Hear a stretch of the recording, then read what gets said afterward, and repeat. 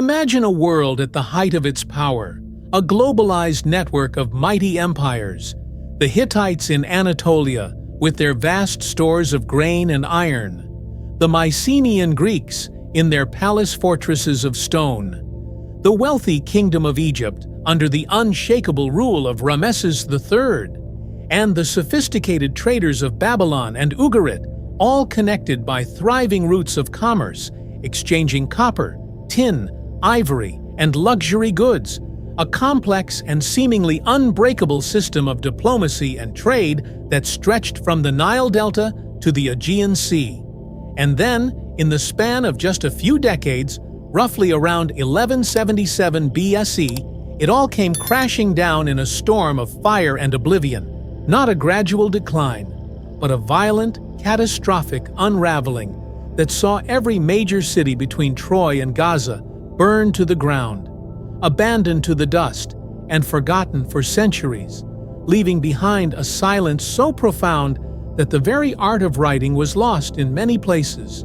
A dark age descending upon the civilized world where the only records are of desperation, like the haunting final message found in the ruins of Ugarit, a clay tablet baked in the heat of the city's destruction that reads, "My father, behold, the enemy's ships came. My cities were burned, and they did evil things in my country. The country is abandoned to itself. This is a matter for you to know." This is the story of the Bronze Age collapse, the single greatest disaster in ancient history. A mystery that has baffled scholars for generations. A terrifying puzzle where the pieces are crumbling walls, sunken ships, and a shadowy confederation of invaders known only as the Sea Peoples.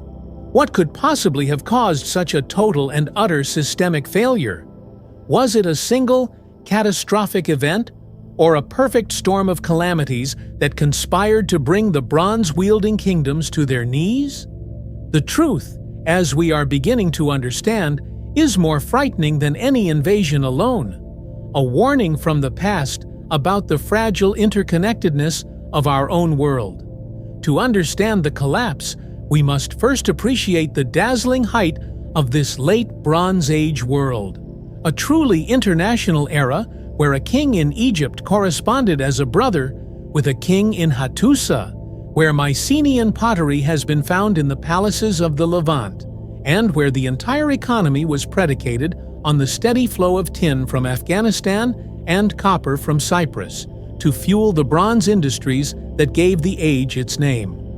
This was a delicate ecosystem of power, one that relied on stable climates, predictable harvests, and open sea lanes. But then the cracks began to show. From the rings of ancient trees and sediment cores from lake beds, a chilling story emerges. A period of severe, prolonged drought began to grip the eastern Mediterranean. A mega-drought that would have withered crops, starved populations, and driven desperate people from their homelands in search of survival, creating the first wave of instability, a climate refugee crisis on a Bronze Age scale. At the same time, the Earth itself seemed to revolt. Archaeologists have found evidence of destructive earthquakes leveling city after city in Greece and Anatolia. Not just once, but in repeated shocks that would have shattered the confidence of any civilization, leaving them believing their gods had abandoned them. It was into this world of existing strain and shattered infrastructure that the storm finally broke from the sea. The records of the great pharaoh Ramesses III at his mortuary temple at Medinet Habu speak of a confederation of the 9 bows moving by land and sea, a relentless force that threw the entire region into chaos. No land could stand before their arms, he inscribed, listing names like the Peliset, the Shekelesh, and the Denaian, the Sea Peoples. But who were they? The frustrating truth is we don't entirely know. They appear in the historical record as a terrifying specter and then vanish, leaving no written accounts of their own. They were likely not a single ethnic group, but a mixed multitude of displaced peoples, opportunistic pirates, and warrior bands from the wider Mediterranean world. perhaps from the islands of the Aegean, the coast of Anatolia, or even Italy, who saw the weakening empires as easy prey, a snowballing horde that gathered strength as it moved, toppling one crippled kingdom after another. The Hittite Empire, a superpower for centuries, simply vanishes, its great capital of Hattusa burned and abandoned, never to be reoccupied.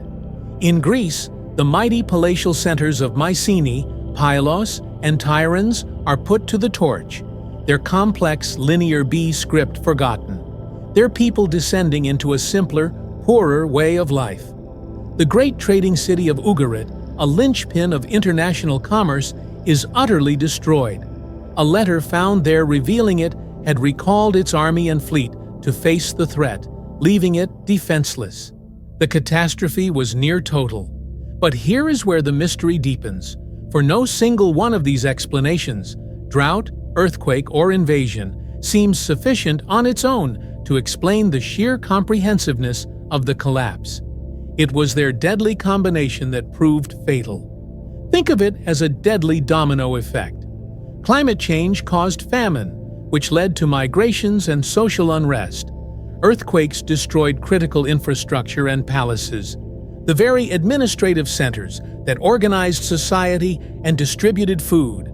And then, the migrating, desperate sea peoples, arriving at the precise moment of maximum vulnerability, delivered the final coup de grace to a system already in cardiac arrest. The intricate, interdependent network that had been the Bronze Age's greatest strength became its ultimate weakness. When one node in the network failed, it placed unbearable strain on the others, until the entire web snapped. The world that emerged from the ashes was a different one, poorer, smaller, and isolated. The art of writing was lost in Greece for over 400 years. Grand international trade ceased. The great empires were gone, replaced by small, struggling village communities. But from this darkness, new seeds were sown. The void left by the Hittites and Mycenaeans would eventually allow for the rise of new powers like the Phoenicians, the Assyrians, and the classical Greeks of the Iron Age. The Peliset, one of the sea peoples, are believed to have settled on the coast of Canaan and become the Philistines of biblical fame. The collapse was an ending, yes, a terrifying and violent end to a golden age, but it was also a brutal reset, a reminder that no civilization, no matter how grand or seemingly permanent, is immune to the converging forces of nature, fate, and human conflict. The silent ruins of Hattusa and the burned palaces of Pylos stand as stark monuments to a forgotten world, and as a timeless warning about the delicate balance upon which our own global civilization is built.